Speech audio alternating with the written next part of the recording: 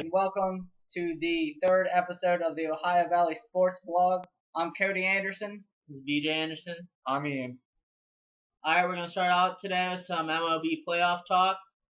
Uh, Biggest series around here: Pirates and Cardinals. Game 5 tomorrow night. Garrett Cole going against Adam Wainwright. What do you expect to see? Well, I think it's going to be a pitcher's duel. Of course, having said that, I'm sure it'll probably end up being 8-6 or something. But I mean, Garrett Cole dominated the Cardinals in Game 2, and Adam Wainwright dominated the Pirates in Game 1. So it's going to be interesting to see if the Pirates' bats can get going early and throw him out of his rhythm. Right. I mean, neither team, except for the first two blowout games. I mean, Cardinals play their worst game. Pirates play their worst game. The past couple games, neither offense has really looked good. I mean, except for some clutch hitting. The Cardinals yesterday only had 4 hits. I mean, take away the home run, they lose 1-0. Same for the Pirates. I mean, they had 1 hit all day. It's been the pitchers throughout the series, and I expect it to be like that in Game 5.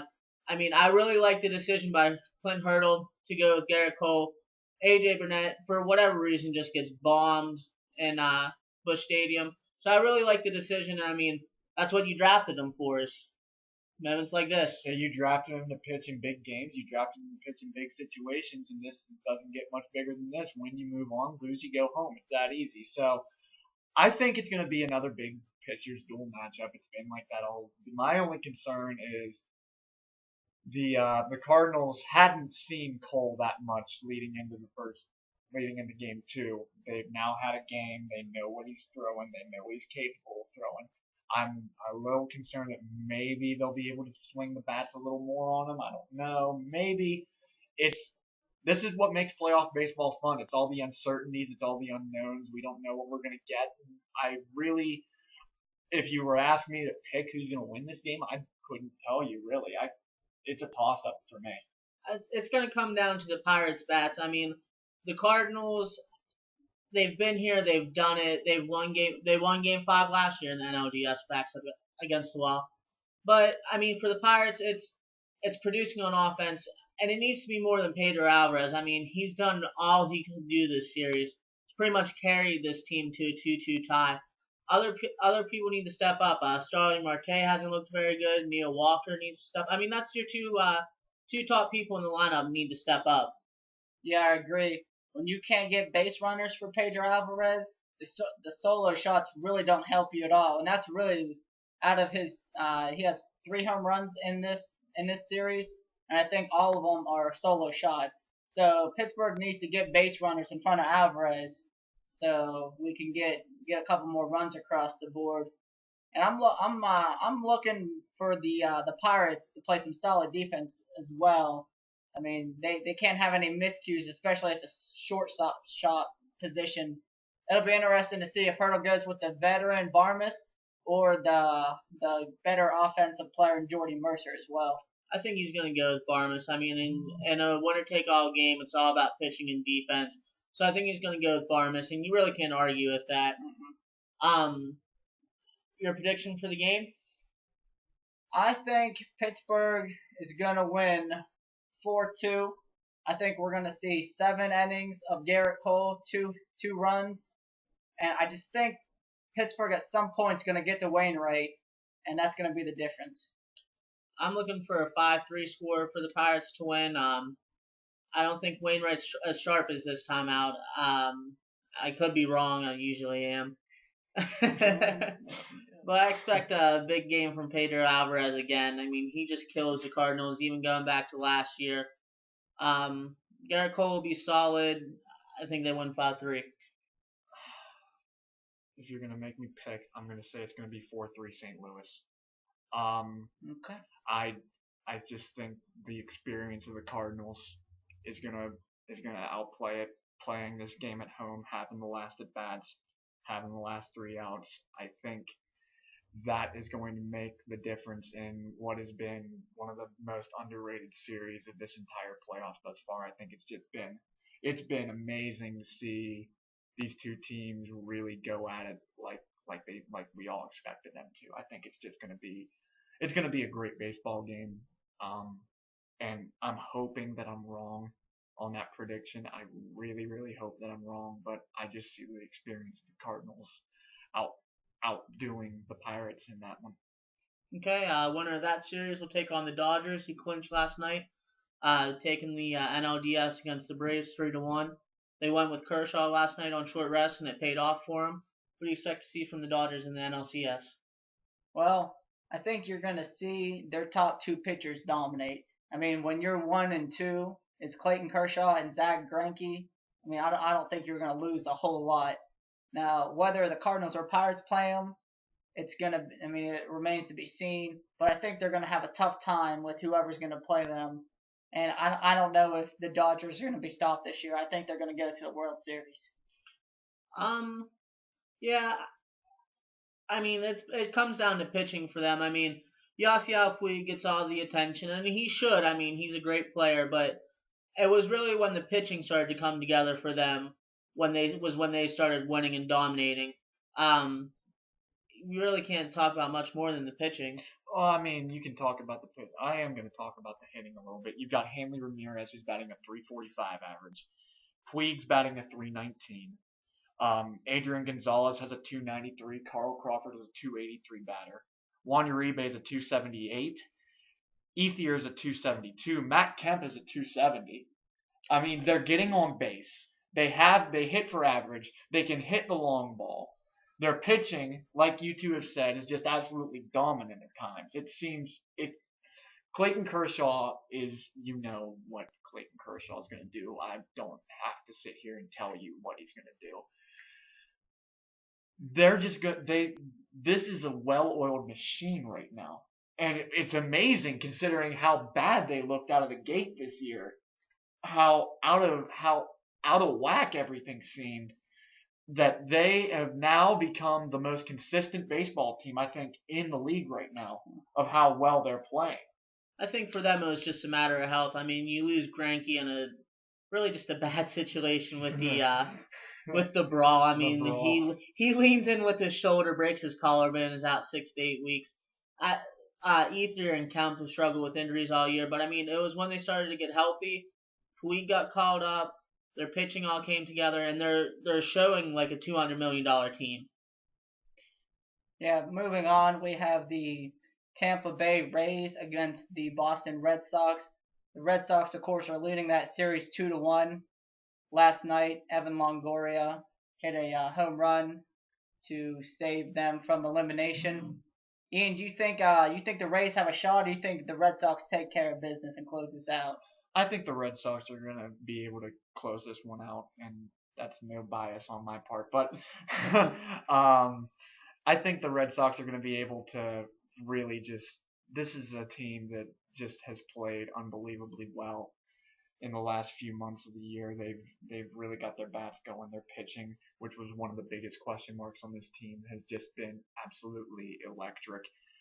Their bullpen is still playing rather well.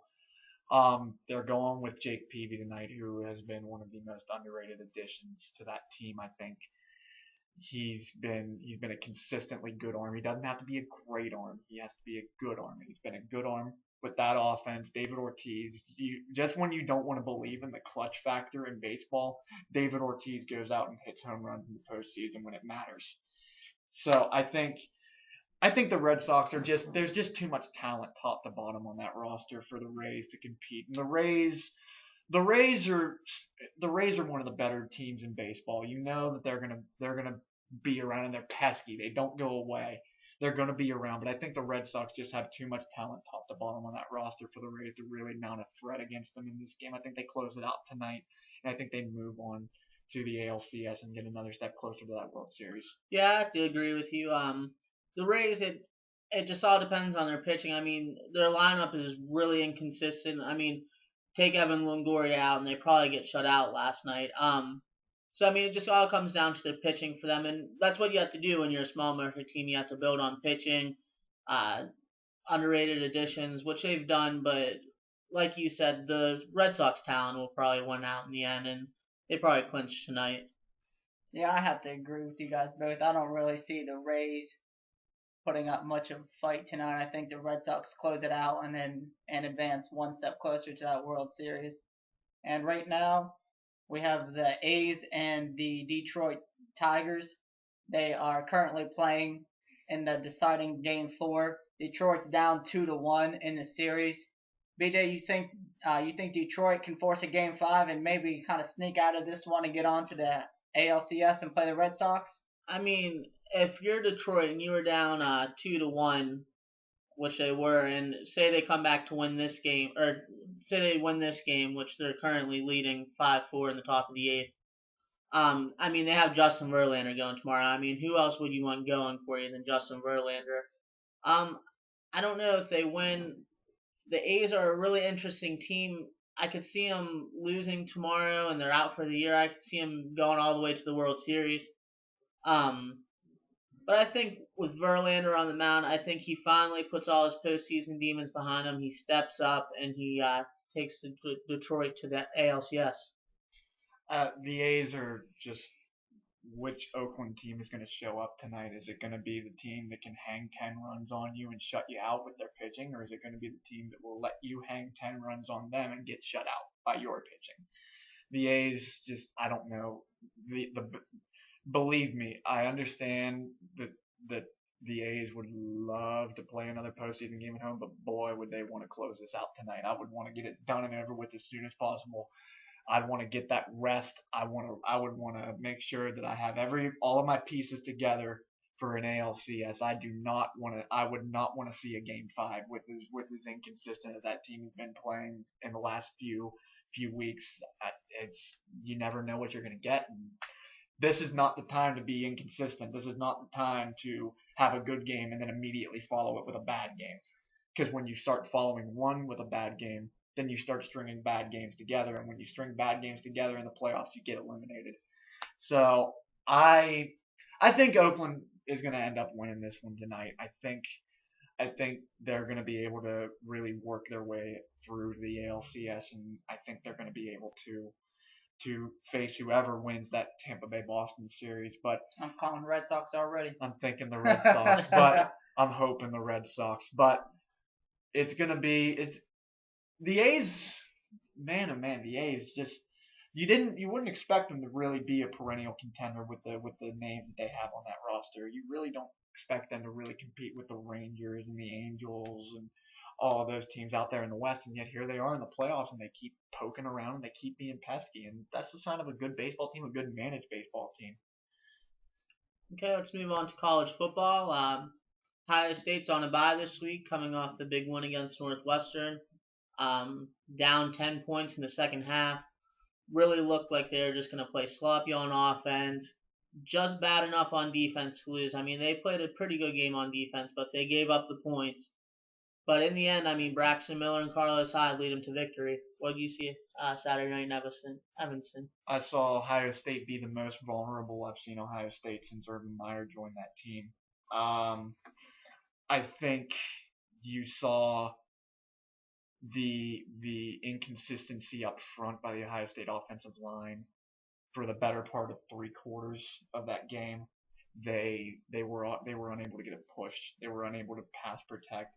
Receivers were unable to have the time to get open. And give credit to Northwestern for getting the pressure that they did.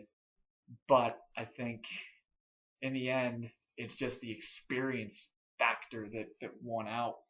I just think it's the talent top to bottom on Ohio State and the ability to utilize their ground game to wear down the Northwestern defense through that entire game, and the confidence that they put in Carlos Hyde to be able to run that ball and carry that team to victory, literally, because he carried that team to victory. The defense stepped up when they had to. It wasn't their best performance, and it won't be the best performance that they've had all year. But in the end, you have to be good enough to win. Ohio State was good enough to win on Saturday. They better hope that they don't play like that again this year, because you don't get that lucky twice. No, and I thought it was interesting to see when Braxton Miller had his 3 turnovers, they started to warm up Kenny Guyton.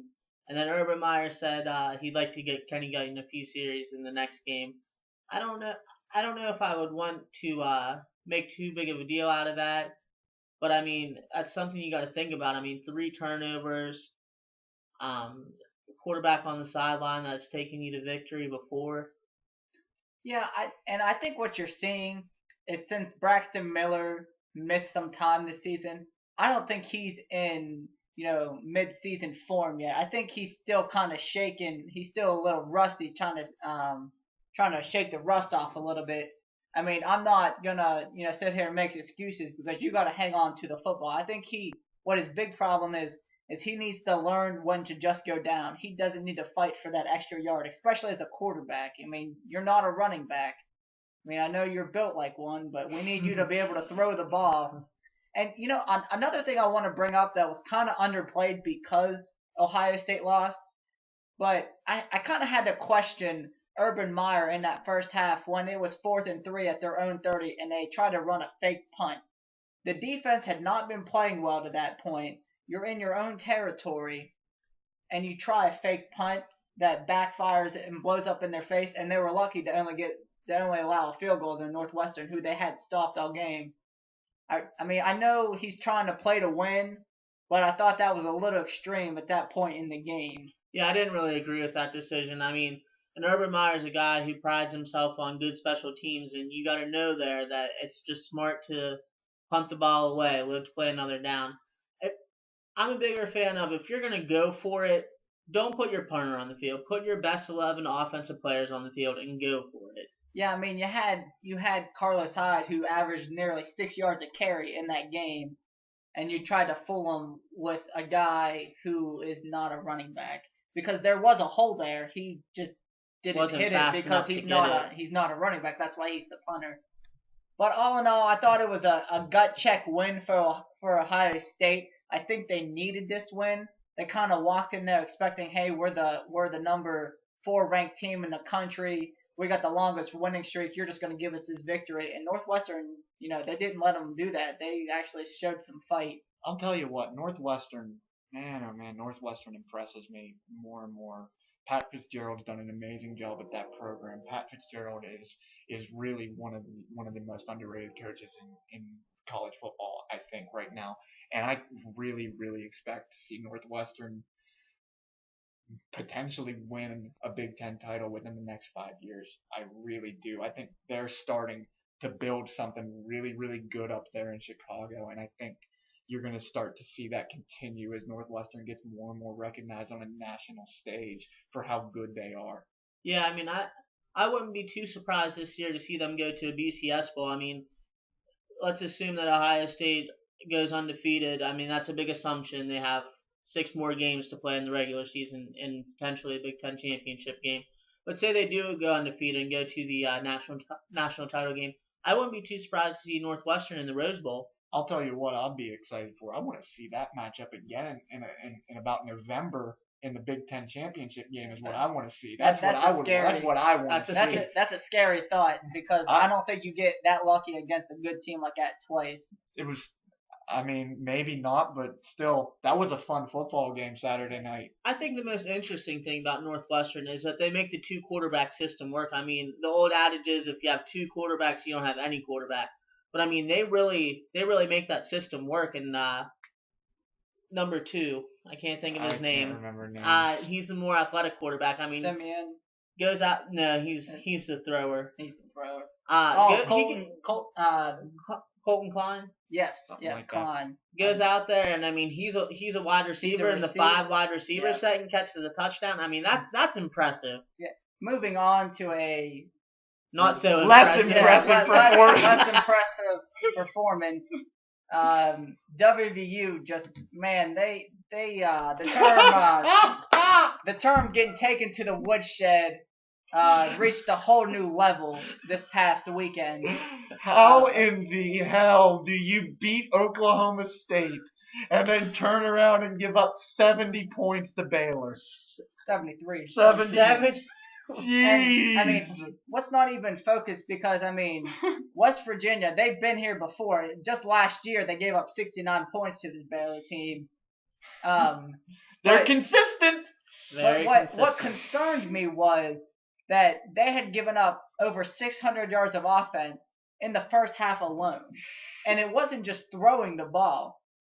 Baylor ran for 468 yards in this game. That's just poor tackling. I mean, if you're a defensive coordinator, I don't know how you keep a job after a performance like this. I don't know how anybody on that coaching staff has a job, to be honest. But, I mean, this is a game that Baylor circled. I mean, they wanted to get some revenge on WVU. You shouldn't score 69 points in a game and lose. So, I mean, they were targeting this game, and they delivered. I mean, this WVU team, I mean, they show flashes. They go out. They beat Oklahoma State. Their defense shows up. They give up only 21 points. They score 30, and then you go out and give up 73 points. This has to be the end of the road for Dana Holgorsen. I mean, if he's on your staff as an offensive coordinator, that's great. But he should not be leading a program at all. Yeah, and especially because the offense, I mean, as the game went on, wasn't so bad. They scored 42 points, which you would think in most situations that's enough points to win a game. When you give up 42 points in the first half, however, right, that's not so good. That doesn't work that well. Yeah, I just don't see where this team is going. I mean, there's playing from behind, and then there's playing from way too far behind. West Virginia is just... I can't even begin to describe what I thought when I saw that score on Saturday night. Just, wow. Like, you're going to beat Oklahoma State, a team that everyone thought was really, really going to contend in the Big 12 and really, really going to give Oklahoma a run for its money. I mean, you consider Texas isn't that good. TCU isn't that good. There's nobody else in that conference that is really going to mount a threat. So you figure Oklahoma State's the biggest challenge to Oklahoma, and then they go out and lay a goose egg like that. And then you turn around and you give up 40-something points to Baylor in the first half. You give up 70-something to Baylor for the entire game. You give up over 600 yards of offense. In the first half. In the first half. Just... It looked like a video game. It didn't look like a college football game. It looked like a game that you play on NCAA. Ian, I can't even score that many points and get that many yards in a NCAA. It looked like an 18-year-old playing a 4-year-old, just pressing whatever color buttons he thought looked the brightest. If I were a WVU fan, I would be beyond mad that there have not been any changes made. It's embarrassing. And it's probably a good thing West Virginia is one of the top party schools in the nation, because you need a lot of beer after that one. Ooh, boy. To realize. No, I mean, you need a lot of drinks before the game to sit through that. Are you kidding me? Yeah. Let's move on to some slightly better news. The Ohio Bobcats go take on Central Michigan this week. Ian, any opening thoughts on this? Ohio really showed up to play last week. Showed up to play last week, and two of you tried to sit here and ask me if Akron posed any threat to OU. Are you kidding me? Hey, they stuck at the Michigan. They stuck at the Michigan and then turn around and get blown out by 40 points at home. Hey, they're the WVU of the MAC. They're the WVU of the MAC. Hey! But Miami's trying to make a contention for that point. But anyways, It's gonna be a fun game. I mean, Central Michigan is coming off a win last week. I'm trying to figure out who they beat. I can't remember, but it's homecoming in Athens, so you can expect to see a big crowd in the stadium there. About probably approaching, I'd say maybe 30,000 in the stadium. So it's gonna be a good crowd. I'm hoping it's gonna be a noisy crowd. I'm hoping Ohio keeps playing as consistently as they've been playing the last few weeks, really, really able to keep the ball rolling and get through the teeth of this MAC schedule before you really face your biggest competition in this conference. I mean, when you face Bowling Green, you face Kent State towards the end. Other than that, I mean, you should just be able to handle your business against teams that you should beat, and Central Michigan is a team that Ohio should beat. Yeah, they looked pretty impressive last week. I mean, Akron really looked good against Michigan. They go out and they lose by 40 points to OU. I mean, that's just a good showing by the Bobcats, and you just gotta expect more of the same this week. Central Michigan has been a good program in the past, but they're down this year, so you just expect the Bobcats to take care of business. Yeah, I expect to see a big game from the quarterback again. Who's his dad? All right, come on, me, really. We all know. Everybody knows. But I'm with you guys here. I mean, it might be within a touchdown or two, but I think OU pretty much controls the entire pace of the game. And you're right, Ian. I think they win this one and keep on going, and hopefully we'll get to see some good games down the stretch with Bowling Green and Kent State coming up. They look really impressive too. I mean, you take away the loss to Louisville to open the year. I mean, They're if probably sitting Louisville is in undefeated. any conference except the America East, The American Conference. American whatever South- it is, I mean, they're a national title contender. So I mean, that's pretty impressive by OU to be 4-1 sitting here in week 6. It just goes to show you the kind of atmosphere that Frank Solich has brought to that program ever since he came to the team. He's been the most consistently good coach in that conference, and he's stuck around there for the longest time. And he's just that constant level hand on that program that's going to keep them in contention and the ability to win games, and that's what you need in a program like that. Right, and let's not forget OU was on their way to a MAC championship last year till some injuries kind of derailed their season. So let's watch them and see how their season plays out. We have another big matchup this week in the SEC with Florida taking on LSU. I mean, yes, it's a game of two big programs, and I'm sure it's probably going to be close just because that's how SEC football usually is. But I really expect LSU to kind of not run away with this one, but with Florida's quarterback being out for the year, they really haven't looked the same since. So I really expect LSU to come out and take care of business. Yeah, I mean, LSU's one broken play, giving up the touchdown against Georgia from being undefeated, which would be pretty impressive. And they've looked good this year. Their defense has just continued to be perennially great. So I mean, Florida, new quarterback, just getting his feet wet in Death Valley. You gotta expect LSU to win this one. Death Valley, the place where dreams go to die, and I think that's going to be a trend that continues this Saturday. I don't see Florida really posing much of a threat to LSU in that atmosphere. I mean, it's going to be a good game. It's going to be a close, hard-hitting SEC football game, just like you expect it to be. But I really think LSU is just going to be able to pull it out. The inexperience at quarterback, like you said, with Florida, the inconsistent play, it's just going to be too much to overcome against a really good LSU football team. Yeah, and I mean, Zach Mettenberg has really looked good this year. I mean, he gets kind of put aside because of the Johnny Football and the Aaron Murray of the SEC and all these other AJ McCarron, all these top name quarterbacks.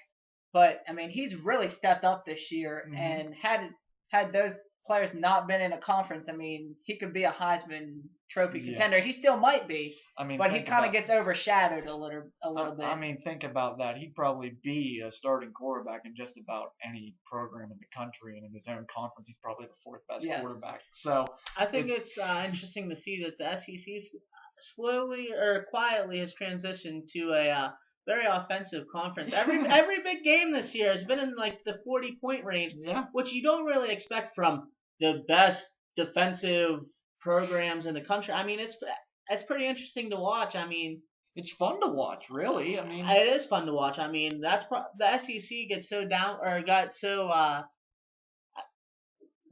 so boring just watching defense. I mean, the game of the century a couple years ago with Alabama and LSU, it was unwatchable. 9-6. Are you kidding me? That's too boring to watch for me. Yeah, moving on. To a game with even more points. Yeah. Oh, yeah. Yeah. Is Oregon going to take on Washington, who had a really good game last weekend? They were really close to pulling it out. I know it's going to be a really good game in terms of the hype before it, but I mean, are they going to be able to stop Oregon's offense, which nobody has been able to do this year?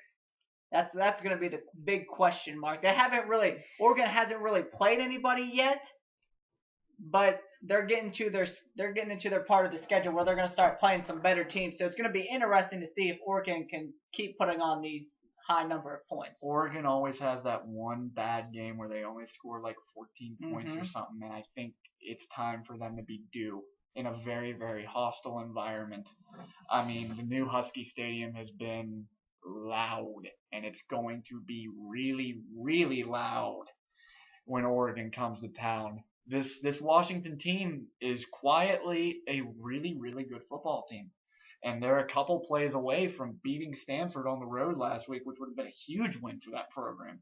Steve Sarkisian's done a really good job with that team, and he's been able to get that team to buy into what he's selling, and it's turned out in the results on the field. And I think this is going to be my upset pick of the week. Washington will beat Oregon Saturday. That's it. Washington is going to beat Oregon on Saturday. That's a really good pick, but I mean, back to the Steve Sarkisian point. I mean, USC really hit that out of the park, Lane Kiffin instead of Steve Sarkisian, right? They've been on a roll. I mean, that was some really good stuff from the Trojans. Seattle's thanking USC for all the great coaching decisions that they've given them. Pete Carroll at the Seahawks, Steve Sarkisian coaching the Huskies. Seattle's tipping its cap to the USC Trojans right now. Yeah, but back to the game. I don't think this is the game where Oregon has a bad offensive showing. I think this is a game where both teams score 40 plus points. It comes down to who has more talent. I think Oregon and Marcus Mariota pull this one out. Yeah, and this is where we're really gonna learn about this Washington team. Yeah, they showed up and played pretty well against a Stanford team. But if they want to be considered one of the top teams or top 10, 15 teams in the nation, they really got to show up against Oregon. I know there's no such things in college football as moral victories, but I really do think they got one last week. Oh, yeah. They proved to themselves that they can hang with the big boys in this conference, and I think that kind of confidence is going to just keep on building them to what I think is going to be a huge win in the history of this program on Saturday. Okay. And on a baseball note, the Detroit Tigers just taking an 8-4 lead over the A's. It looks like there's going to be a Game 5. Probably. It'll be probably Thursday. Thursday in Oakland. And it'll probably be Verlander versus Cologne. I would assume. I would bet. So let's and I just want to bring up one quick point about that game real quick. I really like Jim Leyland's call to pitch Max Scherzer in the 7th and 8th inning of this game. He said, "Hey, we're here to win this game. Mm-hmm. I have 2 aces on my staff, and I'm not afraid to play one." And you don't really see that too often in a playoff game, let alone a game at all, using who's arguably the Cy Young winner in a key situations to keep the game close. But let's move on to some NFL action.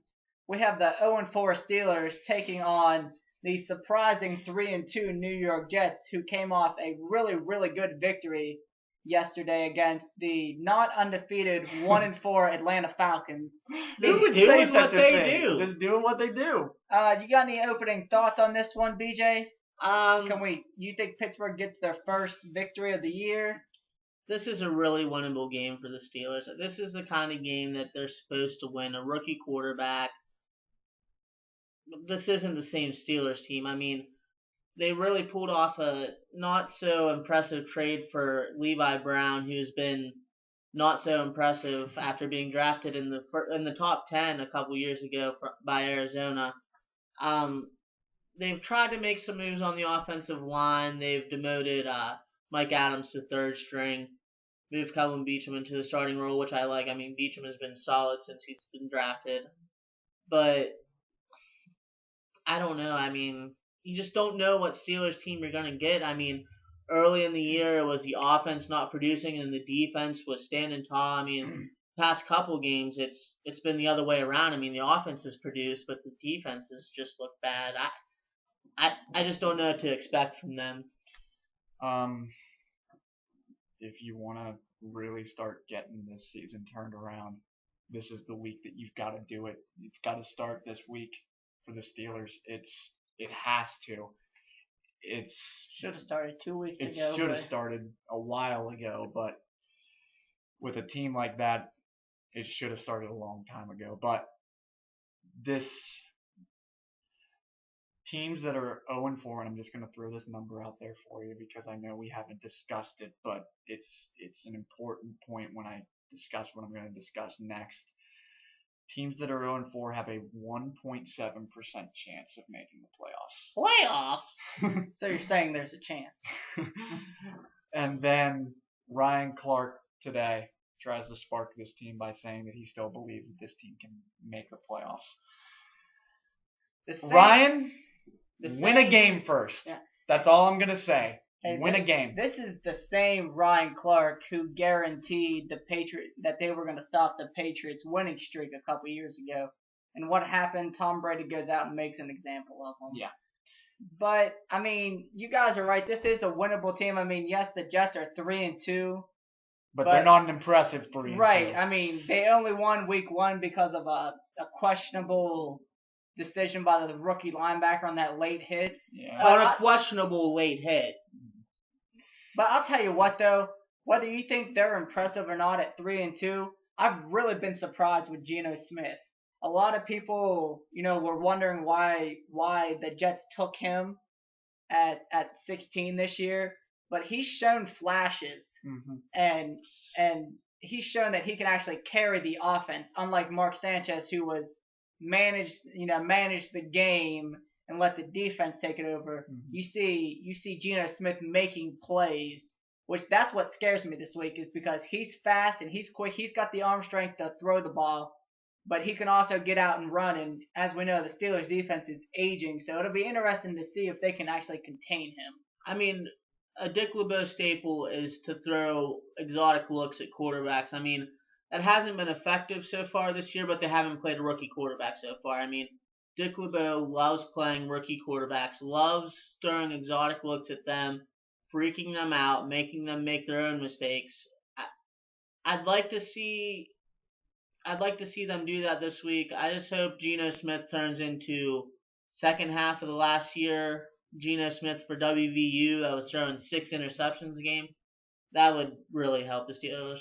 I mean, the biggest thing for the Steelers this year has been the turnover battle. I mean, that's the difference from a good team to a bad team, is winning the turnover battle.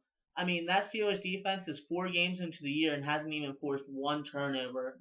And you're facing a quarterback that has proven that he's been susceptible to creating turnovers, to causing turnovers, and to throwing the ball away at times and being indecisive with the football. And I think the Steelers have really got to get after him on Sunday. They've really got to get in his face, and they've really got to get him some happy feet, make him make some bad decisions, and they've got to capitalize on him. Yeah, and for the Steelers, I know they're sitting at 0-4, but this is still a very winnable division. Yeah. The division is not what it once was. They've only played 1 division game, so if they win the rest of their division games or do well in them, they could turn this season around, but it's going to take a lot. Yeah. And speaking of the division, Ah. let's go to what I never thought I'd say this, but the Detroit Lions are going to Cleveland to take on the first place Browns at 3-2. The Browns coming off, I don't know if you call it an impressive victory against the Bills, but it was impressive for the defense. Let's say that. But I don't know how long they're going to continue this winning streak, because unfortunately they did lose Brian Hoyer for the year with a torn ACL. Torn ACL. So, the big question is what it was at the beginning of the year. It comes back again, is can Brandon Weeden be the guy? Or do you think we're going to see Jason Campbell at all, Ian? I think it's going to be a matter of resiliency for this team now. They have got to rally around Brandon Weeden, and they've got to protect Brandon Weeden. Brandon Weeden showed me on Thursday night when he came into that game. He showed me a little bit of spark of what he can do. He showed me a little bit of confidence, but he still showed me that at times he's indecisive, and he still showed me at times that his release is way too long. He holds onto the football way too long. And that's going to be an issue, because this week he is facing one of the best pass rushing fronts in the game of football. And Ndamukong Suh, Nick Fairley are going to be coming at him this entire game. And that offensive line has got to hold up for the Browns. They have to hold up. If they're able to hold up, I have enough confidence in that defense, and I have enough confidence in the weapons that are there on offense, namely Josh Gordon and Jordan Cameron, to I think the Browns can win this game, but it's all going to be about protecting Brandon Weeden. They've got to keep him off his back, and they've got to protect the pocket. It's as simple as that. Keep the Lions off of Weeden, and I think the Browns are going to win. I mean, if you're Brandon Weeden, you didn't want it to come under these circumstances. You never wanted another player to get hurt. But this is what he wanted. He wanted a second chance to show that he can actually be their starting quarterback and lead them to the playoffs. This is going to be a rough week for him. Like you said, I mean, just a really, really good defensive front by the Lions. But, I mean, the Browns' offensive line has been good this year. I mean, Joe Thomas is solid. But the left side of the line has just been consistently well, although Greco did have a bad game Thursday night. But I mean, you can't be perfect all the time. And hopefully he'll get that turned around on Sunday for him. But I think if the Browns are able to keep Detroit away from Weeden, the secondary for Detroit really, I don't think, has the capabilities to shut down what Cleveland can throw at them in the passing game. And I think that's really going to be where the Browns can win this. 4-2 for the Browns if they win. 4-2. And this is also what's going to be interesting with the Detroit Lions. It's what Detroit Lion team's going to show up. I mean, they were really missing Calvin Johnson last week, and you can tell that. I don't know if he's going to play this week or not. The reports haven't come out on it yet. Yeah. But even without Calvin Johnson, you still have Matthew Stafford, who's been having a pretty good year this year. And I think the player that could be the difference maker, and he has been already this year for the Lions, is Reggie Bush. Reggie Bush. The Cleveland Browns need to be able to contain Reggie Bush. Oh, yeah. I mean, he can just go off. It's like he's back in college this year. He's really found himself a home in Detroit. The question is whether he can stay healthy the rest of the year. And also, a big matchup I'm looking forward to is the Detroit defense, because they've been giving up their points this year. Yeah. But they've been forcing turnovers here. Yeah. They kind of remind you of the Packers of a couple years ago, where they would give up 30 points, but they would score 2 defensive touchdowns. Yeah. So, I mean, that's going to be a really interesting game. And I hate to say it, but I think you might see the Cleveland Browns at 4-2, which would not be good for the Steelers. Another, I don't know if you want to call it a big matchup. Interesting matchup this week is the Jacksonville Jaguars go to Mile High Stadium to face the Broncos. We're going to see an all-time record for points scored by one team in a game. The Jaguars are coming into the game at 28-point underdogs, the largest spread in history, in NFL history. I'm surprised it's only 28. I'll tell you what, though. I mean, I think we're going to see a blowout. Oh, we're going to see a blowout. As an understatement. But I'll tell you what, I think you're going to see Jacksonville put some points on the board. We saw last week, I mean, we all saw what happened last week with Denver and Dallas. Thank you.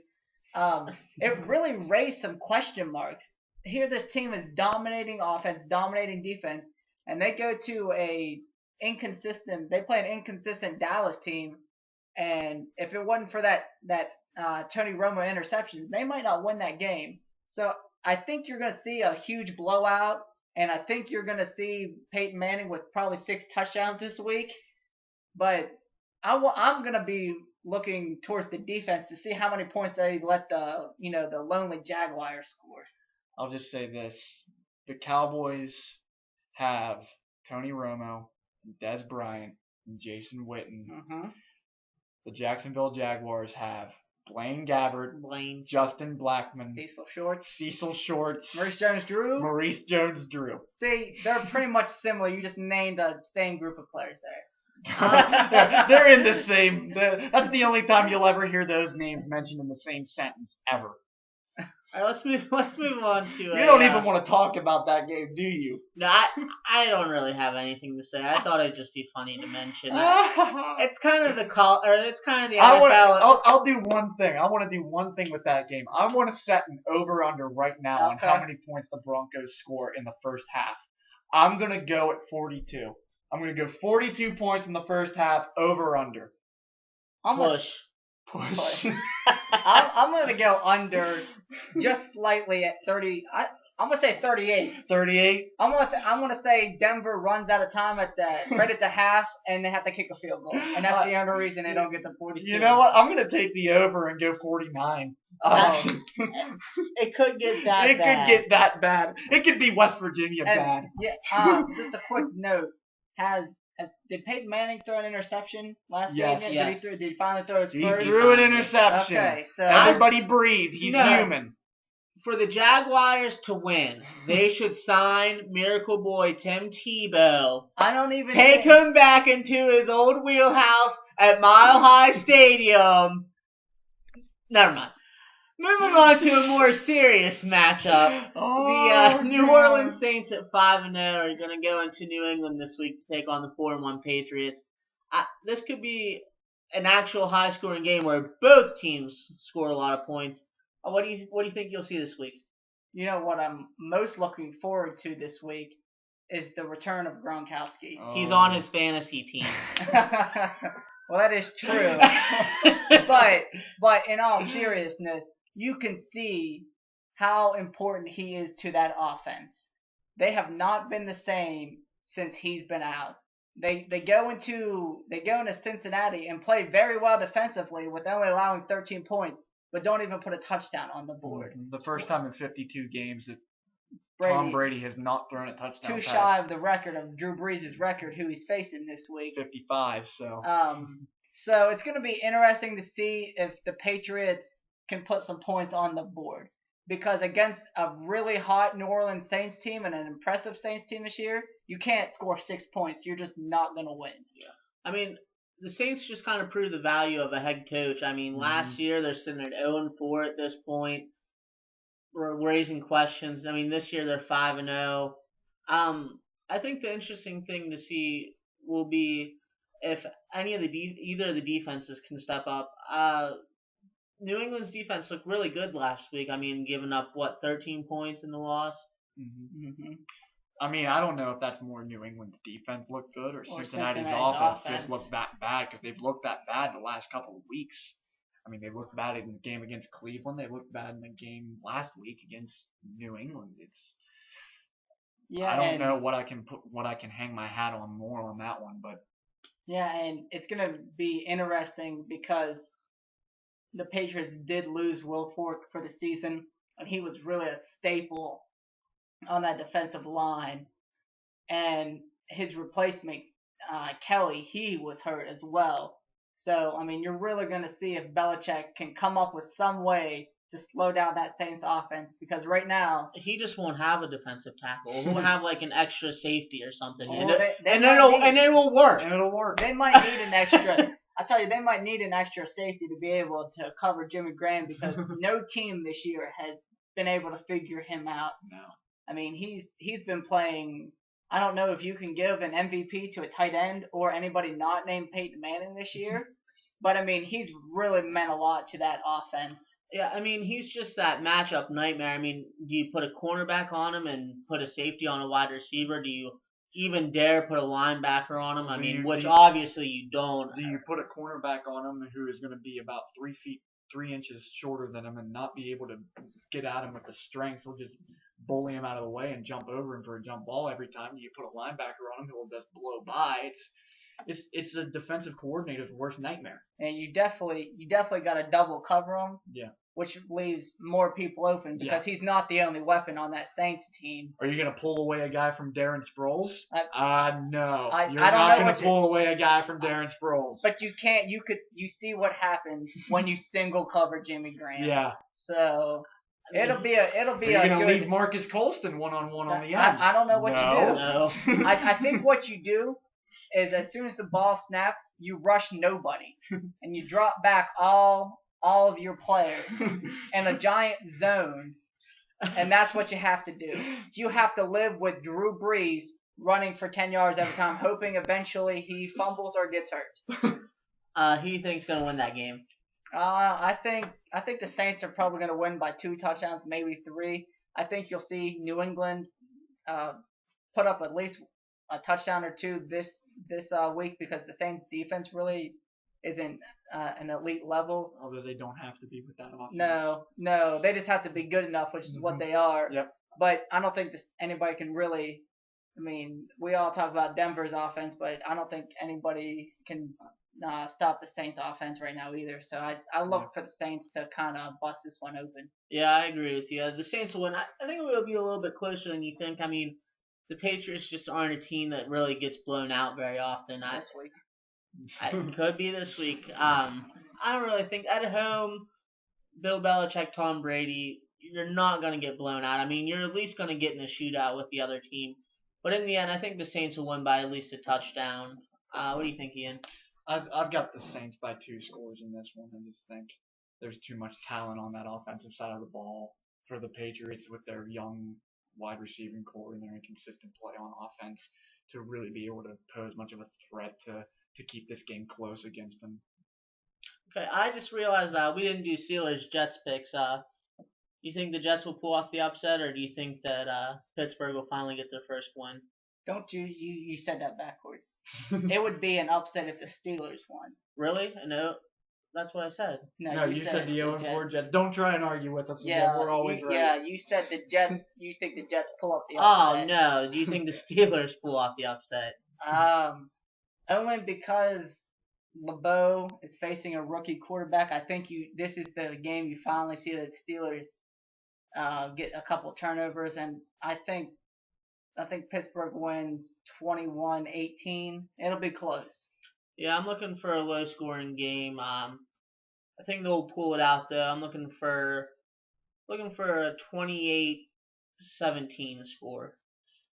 That's not low scoring. I know what I'm rooting for, and I think I make it pretty clear what I'm rooting for. But if I have to go with my gut, I cannot see the Pittsburgh Steelers at 0-5. I can't see it.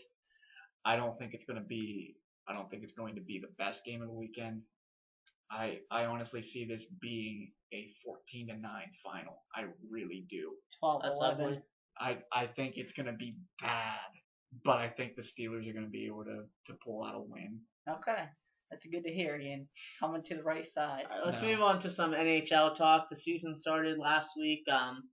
So far, the Penguins have looked really impressive, but I mean, this is what they do. They come out in the regular season. They're doing what they do. They're doing what they do. They come out in the regular season and they just win and win. But I mean, not even early April is what matters for this team. It matters what they do late April into May. Yeah, and I think during the entire year, you're going to see a good Penguins team. They have a lot, their farm system or their minors or whatever you want to call it. I mean, it's comparable, I think, to the Pirates. I mean, they have a lot of talent stockpiled, and I think you're going to see this year, I think you're going to see Bilesma start playing a couple, more of these rookies and letting them do what they do. The big question is whether or not Fleury is going to play well, like you said, at the end of the year, because Vokoun probably, I don't think you'll see him this season. I mean, they're calling him out of 3 to 4 months with a blood clot. I don't think you'll see him maybe towards the end, and I don't even know if he was even the answer. But I think you're going to see a good Penguins team this year, and I think you're also going to see a lot of columnists and a lot of people try to justify saying this is why this Pens team's different like they do every year. But in all reality, we have to wait until April to start talking about this team. I think the most important addition to the Penguins is Rob Scuderi. I mean, he just brings that calming presence to their defense, which was really the only reason they lost last year. I mean, they looked shaky in the playoffs. I mean, they were giving up 5 goals a game to the Islanders, trying to outscore them. It just, for me, it's kind of like the Heat the year they assembled LeBron and Wade and Bosh. Sure, win all these games in the regular season. It doesn't matter. When you have two of the best players in the entire world on your team, and Crosby and Malkin, it's about championships. I just, I just really hope that they can figure out a way to be a better postseason team. I'm just gonna throw this out here because I know we're talking about how great they've looked in the first couple of games of the regular season, but let's look at who they played. They played the New Jersey Devils on the opening night, a team that was the worst team in hockey last year, and Brodeur didn't even play in that game. And lost their best offensive weapon because he decided to retire and go play in Russia. Kovalchuk. Then they played the Buffalo Sabres, who are a young team that's going to be on the rise in the next couple of years, but are still light years away from where they are, or from where they need to be right now to compete. Tonight they're playing the Carolina Hurricanes, another bad team that was in a really bad division last year. Stallfest. Then the next game they're going to go play the Florida Panthers. Do I even need to say more about that? After that, the next night they go play the Tampa Bay Lightning. The biggest threat to them there being Steven Stamkos. But then they play the Oilers until they have their first meeting with Philadelphia. After that, it's the Canucks, the Avs, the Islanders, and the Maple Leafs. So basically, what I'm telling you is, if they should not make it to October 25th against the Islanders with more than 2 losses. Well, they went until almost January last year without winning or losing. Yeah, I mean, there's that. Thank you, Gary Bettman. But they shouldn't make it to that point with more than 2 losses. I mean, what I'm saying is, yeah, this teams look good right now, but it's not like they're facing the best teams in the league right now. They do not play the Bruins until the 30th. They don't play the Rangers until November 6th. They don't play the Blue Jackets until November 1st. This is the weakest part of the schedule. The only real contending team right now on this schedule are the Oilers, the Islanders, and the Maple Leafs. I mean, in this part of the schedule, the early parts of the schedule, there's really not that much that they're going up against, and they're taking advantage of that. I mean, Marc-Andre Fleury's look great right now, but yeah, he's not facing that much offensively. I mean, don't hang your hat on this too high yet. This is a good hockey team, and they're going to be in the playoffs, and they're going to win some series, and they're going to get deep. But right now, don't go out there and say that this is the best team in the league right now, because when you look at who they're up against, these are the teams that they should beat and beat handedly, and they have. Do you still consider Boston their biggest threat in the East? No, I do not consider Boston their biggest threat in the East. I consider the Washington Capitals their biggest threat in the East. The Washington Capitals have looked unbelievable in the early parts of this year right now. Alex Ovechkin looks like the Alex Ovechkin of old. And I know none of us are happy to hear that because personally we don't like the guy, and as a player we don't like the guy. But he's looked ridiculous, and that offense has grown around him. I mean, you consider they went into Chicago on opening night and almost beat the Blackhawks. Put up how many goals? 4 goals against the Blackhawks on the road on opening night. I mean, that's a scary team, and that's a team that I do not want to face right now. I think that's the biggest threat to I think the Bruins, I mean, they've lost too much. They lost Horton, they lost Seguin. I mean, that's a lot of production to lose off of that team. And I think adding Jarome Iginla, who I don't know how well he's going to mold in that offense, because we saw last year when he was playing in Pittsburgh, he can't really skate as well as he used to. He doesn't have the speed that he did. He's really struggled to get up and down the ice a lot. And I think that's going to be something that's going to have to work out the bugs with the Bruins. The Bruins are going to be a good team. They're always a good team. And they're gonna be in the playoffs again. I mean, you can't expect too much difference from last year to this year. I think Detroit gets into the playoffs is the only difference in the East, and that's because they're in the East this year. But it's gonna be just same old for the Penguins. But the Bruins aren't the biggest threat to them right now. It's the Capitals. Yeah, and you talk about Ovechkin having a really good start. A player who on the Penguins who's looked really good this year so far has been Sidney Crosby. 2 goals in 2 games. And I mean, he's really looked like he's come out hungry this year. More a concern, even though we're only 2 games in, I'd really like to see a lot more production from Malkin. I mean, when Crosby was out and Malkin had his MVP season, when he scored all those goals, that's what I'm looking to see. And I'm not calling him out and saying he's a bad player because, I mean, we've seen what he can do. But it's just having him find that production again. I think when they get James Neal back on that line, I think that'll help him out a lot. He loves playing with Neal. He loves playing with James Neal, and James Neal loves playing with him. So I think once you see Neal come back into that lineup, I think it's going to help Malkin out a lot. I think it's kind of weird though that when Crosby's producing, Malkin seems like he's not producing, and then vice versa. I'd love to see that. I mean, if they both get going, I mean, this isn't the time that you want them to both be going. You want that in the playoffs. But I mean, if they both get going at the same time, I mean, how do you even stop We've that? seen what happens when they both get going at the same time. It's Remember called 2009? It's called a Stanley Cup. It's called you win a Stanley Cup. Yep. That's what happens. Those are the two best players on planet Earth, and it's far and away they're the two best players on planet Earth. And another interesting thing, Ian, that I've noticed in the 2 games I've watched, the Penguins have started to use Sidney Crosby on the power play like they used to do with Lemieux. Yeah. And he created a couple chances just from in these 2 games on playing either the first minute of the power play, the last 30 seconds. I'd like to continue to watch that during the rest of the year just to see. Now, I mean, I don't want him to be out there all the time logging all those minutes. Yeah. But, I mean, you put Crosby out there with open ice, and who knows what's going to happen. Fireworks happen is what happens. Yeah.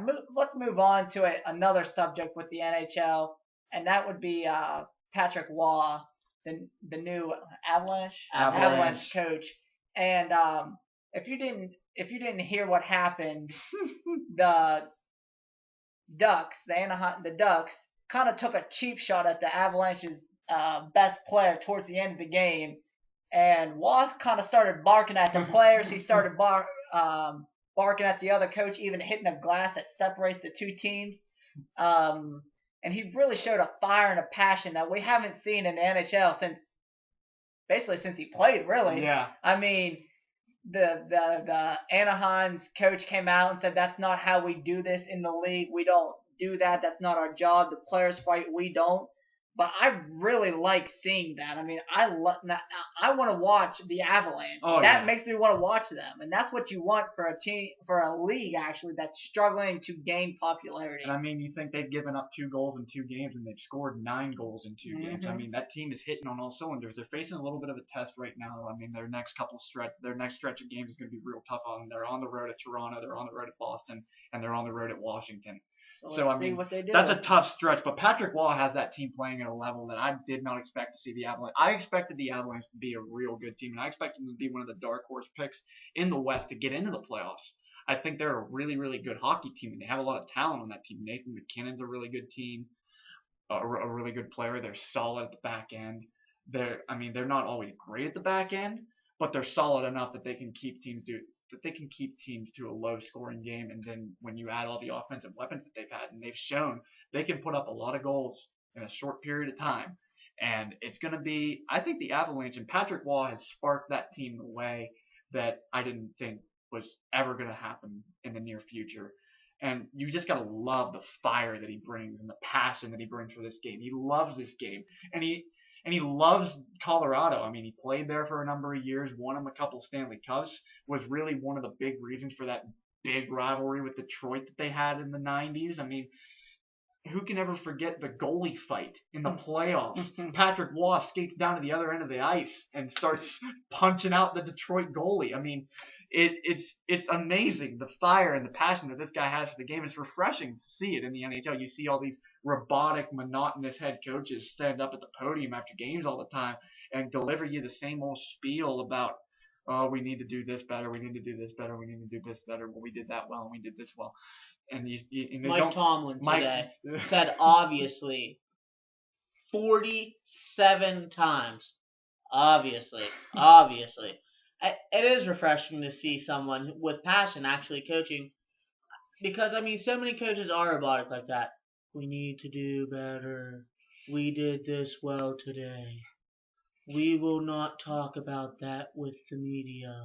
It's really nice to see someone who, I mean, at least appears as invested as a player. And I know most coaches are, but it's nice to see someone who shows it. I'll tell you what, I'm really, really looking forward to maybe going up there on October 21st in Pittsburgh when the Avs are in town. I would love to see that. That would be an experience. Maybe we'll see a Bilesma Waugh fight. Bilesma Waugh fight. That would be awesome. But I think I'm Bilesma taking would Disco lose. Dan. I would. You know what? In all seriousness, if Waugh punched out Dan Potash, I would not be upset. But let's change the subject here. Please, can we change the subject? Stay in the hockey, and I just want to bring out, because they're the best team in the league right now, the Blackhawks are just playing ridiculous. Doing what they do. Yeah, BJ. They had a really impressive victory against a good Capitals team on Really opening good night. Capitals team. And you kind of don't look at them when you say who's the best team in the NHL. Not that they don't get talked about, but I mean they've won 3 Stanley Cups in the last 5 years. If that's not a dynasty, I don't know what is. And they might be on their way to their 4th. Yeah, I mean they just picked up where they left off last year. I mean, doing what they do. Doing what they do. It took them 25 games to lose it. It took them 25 chances to lose a game last year, and then they lost, and they kind of dipped down a little bit towards the middle of the season. Everyone was like, "Oh, well, they peaked too early," and then they go out and they win the Stanley Cup. I mean, when you have Kane on your second line, you know your team's good. Patrick Kane is, outside of Sidney Crosby, the best player in the league right now. He's insane. The way that he handles the puck, the decisions that he makes. He's a sharp shooter. He is a dangler. He's an all-around great player. Now, Blackhawks coming off a loss last night. They lost to the Lightning, but can't look into that too much. It's the early part of the season. They're playing the Blues tonight. That'll be a good game. They're playing the Blues tomorrow night, pardon me, but that'll be another good game. Then they play the Islanders, they play the Sabres, they play the Hurricanes, they play the Blues again. They're going to be a really, really well-oiled machine. Jonathan Toews is still probably the most underrated player in the league. Really, I think he's probably the most underrated player in the league of how good he really is, and I think the Blackhawks are just going to keep this ball rolling. I think they're well on their way. I expect them to be in the Cup Finals. I think anything less than a Cup Final appearance for that team is a disappointment, really. I mean, the biggest threat to them in their own conference is the Kings. Really, it's the Kings. I wouldn't discount the Blues. I mean, the Blues are good. I still don't trust the Blues enough in net. I think in net is one of their weak spots, and they have a tendency to be rough at the back end with their defense at times. Injuries have kind of hampered that team in the early goings of the season, but I think when you really look at it, I think it's still the Blackhawks and everybody else out in the West. Absolutely. Let's start to wind down. All right, let's go around and do our bold predictions. Bold prediction time. Ian, you look like you're ready to go. I'm ready to go. I'm gonna pick the. No, I'm not doing that. Are you kidding me? Who's excited for NBA preseason basketball? Woohoo! Yeah, buddy. Heat Nation. Heat Nation. Oh my goodness. Sports are weird. Sports are really, really weird. So we're gonna do what we did last week, which is I want to hear what in everything that we've talked about. What is the one thing that you're most looking forward to this weekend? We'll start with you, B. Not this weekend, but tomorrow night, Game 5, winner take all. Two teams that have been even all year. I mean, Pittsburgh won the season series 10-9. It doesn't get any closer than that. 2-2 in the series, Game 5, winner take all. Garrett Cole going out on the bump for the Pirates. I mean, I thought the wild card game was nuts, but I mean, this is just awesome, and I can't wait. I mean, win or lose, what a great year. Pittsburgh's back. Yeah, I think what I'm most looking forward to this weekend. I mean, Ohio State's off. I mean, you could have the Pirates playing this weekend, but we don't know that yet. So I think I'm gonna go with Oregon and Washington. Watching that game, I think I'm really looking forward to that because I want to see if there's going to be a lot of points put on the board or what Ian's talking about and Oregon just forgets how to play offense. But talking about a bold prediction this week, and I'm going to go on a line and say this, it's in the college football. I'm going to say Texas beats Oklahoma in the Red River rivalry this weekend. They finally get off the 0-4 in the last they're 0-4 in the last couple of years. They haven't won in a while. Mac Brown may kind of sort of be on the hot seat. And I'm going to go out and say David Ash has a really good game and they beat the Sooners. Yeah, beat that for bold, Ian. That's bold, all right. I'm gonna go with what we've been talking about, and I'm gonna say I'm looking forward to actually watching some real good NHL hockey. I love hockey. I'm a huge hockey guy, as in case you couldn't tell. But I think I'm gonna watch to see if the Penguins can keep playing with the level of consistency that they've been playing. I'm gonna watch and see what the rest of the league's doing. The Capitals have me interested. I want to see if they can keep playing as well as they've been playing. Things are just starting to heat up. I mean, winter's rolling around. We got basketball and hockey coming up. Football's still going on. Baseball playoffs are happening. So what's your bold prediction? What's my bold prediction? Alabama. Alabama. Does it matter who they play? You saying they're losing? No. Oh. No. I think they have. I think If I'm not mistaken, I think they have like Southern Alabama, who's a new FBS team. Well, I mean, a week after they play Georgia State. They play Kentucky this weekend. Kentucky. Oh, well, I mean, there's not that much of a difference, No. but Yeah. hey, Kentucky gave South Carolina a run for its money last week, but Yeah. I'm not gonna say no. Ian, don't. Okay, No, I Ian, got a bold prediction. Ian's bold prediction was Boston College over Clemson. Yeah. My bold prediction is Greg Oden plays more than 5 minutes in a basketball game at some point this week. Preseason or not, Greg Oden walks onto a basketball court and both his knees don't just spontaneously combust. I hate to burst your bubble there, B, because that's a really, really good bold prediction. But Odin won't be ready until like 2 months into the regular season. If Okay. that. Wrong again. Try again, buddy. Greg Oden doing what he does. Doing what he being does. Injured. So try again there, Byron. Greg Oden plays a basketball game this year. That's bold. That's bold. really, really bold. We will see you guys next week. I'm Cody. BJ, I'm Ian. thanks for Go watching. Steelers and go Pirates. Go Browns. I hope the Steelers don't lose.